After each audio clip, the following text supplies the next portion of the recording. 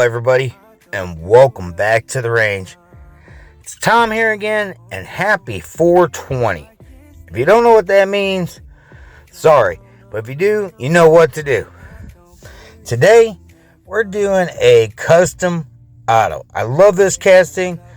I love modifying it. I love doing something with it. So let's head on down to the range and let's get started. I had this casting sitting around. I've had one previous to this. It didn't turn out too bad. This one has a metal base. And, I really like this casting. It's that old hot rod kind of look. And it almost comes close to the way too fast, but it's not the same casting. It's not the same kind of car, I think. But, what I'm doing to this, of course, being 420, I am going to be going green. So, and, I had to go green because it is that time of the month. And no, I'm not talking about the ladies' time of the month. I'm talking about the 420. I'm grooving out the back axle port because I plan on doing something a little different with, the way I usually do things with an axle tube or something like that. I'm going to cut off the front end, give it that hot rod style look and, just give it a meaner look to it. I'm going to drop it down low. I'm going to make the tires come up the sides, pretty much over the windows. And the tires I can't remember where I got the tires from, but I used them on a previous build on video. It was one of my Jeep builds. It was kind of a side build, so I didn't really video the whole thing. So I went ahead and just took the wheels off of that because somewhere in the move, the Jeep got damaged, so I had to figure something out with the wheels, so I kept them. I keep all the wheels that I have, including my stock wheels, which I'm still working on going through to get rid of. And I ended up using them for this because what other way? I've seen old classic cars or old custom rat rods look the way I'm going to be doing this. And in order to get the tires to actually roll, I had to cut off the bottom portion, the little spacers or whatever you want to call them on the back of this thing. So I had it out of the gun oil and took my Dremel tool to it, just to get it going. And it wasn't that difficult of a build. It was really pretty simple. I had no interiors to worry about. So I didn't have to really paint the interior. I thought about putting an interior in it, but I changed my mind. No, I didn't really feel like doing that because this was a couple day build. I got my 4 horseman build still coming up. And I'm probably going to have one more build after this before the 4 horseman build. Because I know I can knock it out. And the next build is just going to be a pretty simple paint job and wheel swap on a 65 Impala, I think it is, a lowrider. So I'm just going to be painting it, putting some cool wheels on it, doing some decal work, that kind of thing. I wanted to just show everybody I don't do just customs. I can do restorations. Eventually I'm going to get some redline tires because I got a couple of red lines that, Paul over Diecast Graveyard sent me.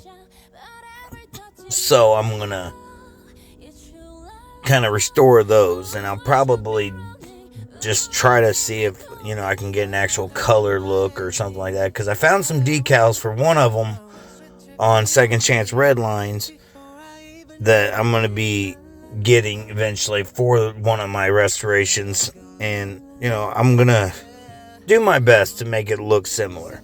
I'm going to order some red lines off of there, and I'm going to get some red lines for this other build I got going. So I'm going to try to do what I can.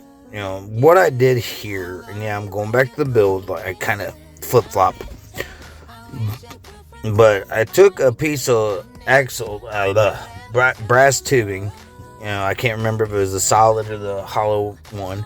But But I bent it this shape because I bent it upward because I wanted to rake up the tires. I wanted them to be up high. I didn't want the whole stance of the vehicle to be like an off-road style. I wanted to drop it low.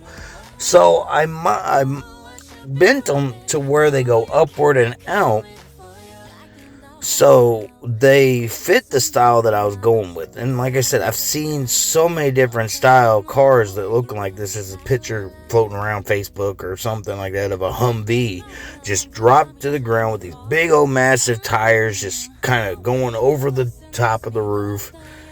And that's the kind of look I was going with.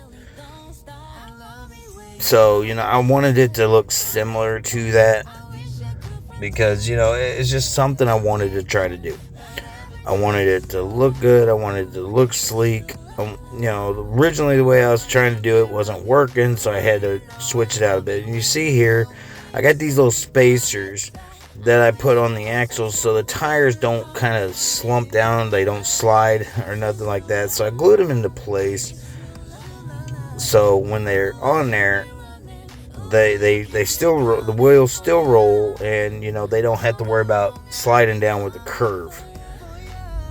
And I tried to get them evenly spaced as good as I can get, and ends up turning out, it turned out really good. I really liked how this whole thing turned out, including the paint, because as I'm talking right now, it's in its final clear coat, and I'm drying right now, so it'll be done before the end of this video, that's for sure. But I kind of been knocking off how I do my paint. Every now and then I'll throw a couple video footage in of me taping off, but I don't really do any video footage of me painting anymore because it gets boring. It's like watching paint dry, as they say. So what I ended up doing, I didn't like the way the front end was, so I just kind of took my Dremel tool and I cut it, and I had to switch over to a glove, because it got really hot. Come on, friction, metal, or whatever. But it got really hot, so I had to kind of get away and get a glove on. But you see here, it looks better with the front end off. I ended up making my own front end for it, to incorporate the big motor that I'm going to be building to put in it. It looks good with these wheels. I love how it looks. It rolls fine. I just love how this thing turned out. It turned out marvelous. It rolls perfect. It looks great. And, to make the rest of the front end, I just, my camera can't tell whether it wants to focus or not. But I ended up taking a piece of square styrene, blocked it off, and kind of put it on the end. Just to have something for the front end to attach to. Because I didn't want it hooking straight up to the actual body, or the chassis, frame, base, whatever you want to call it. And I ended up putting like some circle or some round styrene on there to put the brass tubing that I was going to be using to make the front end out of through it, so it'll hold better. And you see me unscrewing and screwing a lot because I'm testing the fit. I'm making sure everything's lining up right. So I just wanted to put the screw in there and hold it down while I do this, just to make sure that everything is lining up. So when I paint it, it's going to go fine. Here's where I'm taking the brass tubing and I'm bending it. I kind of had to tweak it a little bit here and there, had to adjust as I went just to make sure that it worked. Had to cut to make it even, a lot of trimming went on to this, and I ended up bending the front end in like a curve, so it'll curve over the front axle and still keep that low stance. Because I ended up, what I did to the back axle, I did the same thing to the front. I bent it upward and out so it had that low stance, and right now I'm putting the styrene tubing, so I have something to connect the the tube with. And you see here, you know, how I got it curved upwards and it's going over the axle. I kind of put a piece of styrene underneath to give it a flatter look, flatter, you know, stable platform to get glued to. And it ended up working real well, and it helped out with when I put the engine on it, it had somewhere for the engine to be secured to, because I went all out with the engine, you know, putting all kinds of detail into it, you know, painted the valve covers, you know, put some spark plug wires on it, and custom exhaust. I always do my custom exhaust because I hate the exhaust that Hot Wheels comes out with. So I always like doing my own custom exhaust. So, you know, everybody does their own thing. I do like a skull shifter every now and then. I got so many skulls from Citadel Skulls from Amazon. I haven't done a Wastelands or a Gasland style vehicle in a while, so I might do that later on. You know, because it's been a while since I've done one. I guess I'm just trying to find the right style, the right casting to do it with. And, you know, I got this 57 Nomad, or not 57. I don't know what year it is. It's a Nomad. I know that one. But I'm going to use that and probably make a Gasland style vehicle. But here's the engine. I took a top off of can't remember, a ground pounder or something. And I took some large square styrene and I pretty much carved out the bottom of the engine. Took some smaller solid styrene tubes, cut them to shape, or cut them to size, bent them to shape, had all 8 of them kind of equally, you know, bent, and then I drilled some holes in a little thicker sheet of styrene to put these in, so they had like a base to sit on, so they wasn't just glued straight to the engine. And I noticed that seems to be a lot easier to put the exhaust together than, you know, just trying to glue them straight in or drilling a hole. So I ended up drilling a hole in a piece of styrene, made it, you know, the whole thing kind of go together and glued it in. You know I don't go into much detail with the exhaust when I make it, you know, but that's kind of pretty much how I make my exhaust. You know, depending on the size of the vehicle, depends on the size of the round styrene that I use, because I want it to look semi-accurate to about the size that would go on an engine this size, or to go along with the vehicle that I'm building. You know, because I don't want it to be this monster exhaust on this little bitty car. So I try to do as accurate as I can about what it would look like. You know, I'm trimming them to size right now because, you know, I don't want them going, and that's why I made them a little longer, because I can always take away, but I can never add to. If I had to add, I would have to redo the entire exhaust, but I wanted them dropped down far enough to where I can put a piece of round styrene down the side and make it look like they're connected to one piece. And that's kind of what I'm doing right now. You know, I'm trying to talk more about this than actually, you know, just kind of zimming through it with the speed up. So I'm kind of describing what I'm doing with the engine now. You know, so if anybody's got any questions on how to make your own custom exhaust or something like that. The engine, it wasn't, honestly, is one of probably my best engines I've done from pretty much almost scratch. And it was half scratch. You know, because I took a large piece of styrene tubing and I cut it down and made the tunnel area for like the transmission. And you'll see that when I get done painting it and stuff, because I ended up detailing the engine before I did the car. And, you know, I'm trying to sand it down and smooth it out, you know, curve it however I need to make it look like it's an actual exhaust. I didn't show it in the video, but I ended up putting some exhaust tips on there with some larger round styrene, cut them at an angle, sanded down the bottom where it was rounded, so it kind of looked like it was like formed to the actual exhaust. I'm making another pulley for the serpentine belt that I'm going to end up putting on. I'm going to put it on after it dries out of paint.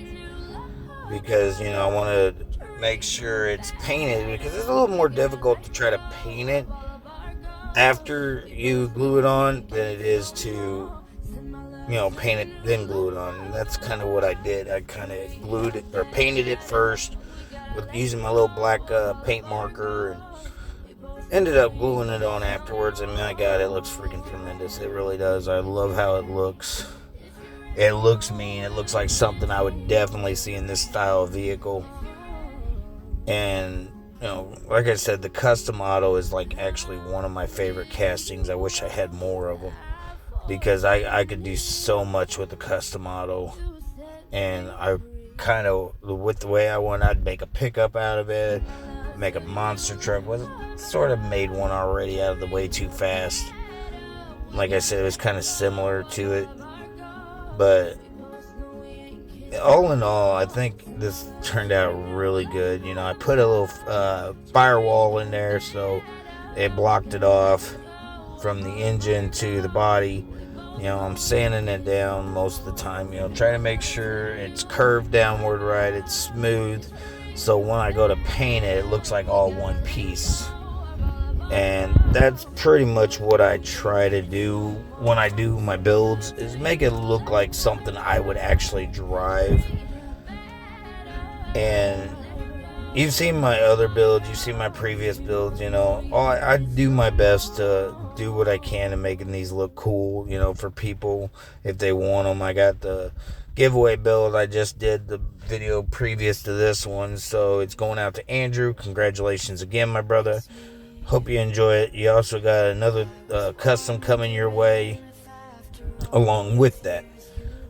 So what I'm doing here is I actually found this front end grill area from one of my Model T's, I think it was, that I did a Model T build. And I'm pretty much making a front end for it. I'm taking a piece of styrene, I'm curving it to the shape, gluing it down. Gonna, make it to where it looks like it'll cover the serpentine belt that, once I get it on there and stuff. It was a little more difficult trying to keep it in place so the paint, well, not the paint, so the glue didn't, it didn't kind of dry outward. So, I was kind of worried about the glue drying on my fingers than, working on this issue. But, all in all, like, I try to do something different. Every now and then I catch myself doing the same build or same style build. But I always try to change it up a little bit, whether I'm doing like a custom engine, put in it with some exhaust, different way I do the tires, or different kind of paint job. And, I'm going to give you a little hint. The color is green for this thing, and I like the color green. It's wicked apple green is what it is, and I really like that color. I really do. I thought it looked really good on this, and I wanted it to look decent. And you see here the detail I put into it. There's the cover for the transmission. I got the exhaust. It's all painted up. And, I got got everything detailed on it. Here's the color green. And I think the paint turned out well. And I got a little history for you with the decals I'm putting on. It started back in World War II. Each bomb represents each bombing run the bombers would do. And that's the reason for the markings of the little bombs on top of on a side of a car or side of an airplane or something. How many bomb runs they did. And the Flying Tiger emblem was also a World War II thing. And before the Army and Air Force were separate, they were called the Army Air Corps. So the Army and the Air Force were one branch for a while before they split off and became their own separate. World War II was a different subject. So, you remember what we started off with. Great little casting, great detailing. I wanted to put the little Caliber 50 Customs twist onto it. I enjoyed this build. I hope y'all enjoyed it. Because, I really can't wait to get another custom model to do this again. So, without further ado, let's check out the final results.